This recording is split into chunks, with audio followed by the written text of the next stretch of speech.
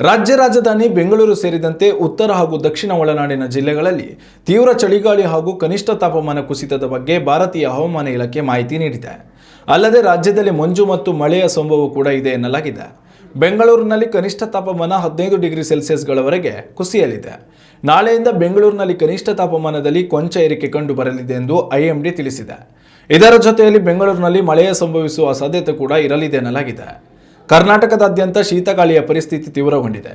ಏಕೆಂದರೆ ಹಲವಾರು ಜಿಲ್ಲೆಗಳಲ್ಲಿ ವಿಶೇಷವಾಗಿ ಉತ್ತರ ಒಳನಾಡಿನ ಪ್ರದೇಶದಲ್ಲಿ ತಾಪಮಾನ ತೀವ್ರವಾಗಿ ಕುಸಿದಿದೆ.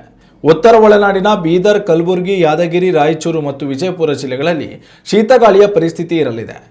ಉತ್ತರ ಒಳನಾಡು ಹಾಗೂ ದಕ್ಷಿಣ ಒಳನಾಡು ಜಿಲ್ಲೆಗಳಲ್ಲಿ ಇನ್ನು ಕೆಲ ದಿನಗಳ ಕಾಲ ಕನಿಷ್ಠ ತಾಪಮಾನದಲ್ಲಿ ಗಮನಾರ್ಹ ಕುಸಿತ ಕಂಡು ಬರಲಿದೆ. ಉತ್ತಮ ಸಂಸ್ಕಾರಯುತ ಶಿಕ್ಷಣದೊಂದಿಗೆ VSS English medium CBSE school Udupi Muddur. ನರ್ಸರಿಯಿಂದ 10ನೇ ತರಗತಿವರೆಗೆ ಶಿಕ್ಷಣದ ಜೊತೆಗೆ 5ರಿಂದ 10ನೇ ತರಗತಿವರೆಗಿನ ವಿದ್ಯಾರ್ಥಿನಿಯರಿಗೆ ಉತ್ತಮ ಹಾಸ್ಟೆಲ್ ಸೌಲಭ್ಯವೂ ಇದೆ. ನಿಮ್ಮ ಮಕ್ಕಳ ಪ್ರವೇಶಾತಿಗಾಗಿ ಈ ಸಂಖ್ಯೆಗೆ ಕರೆ ಮಾಡಿ.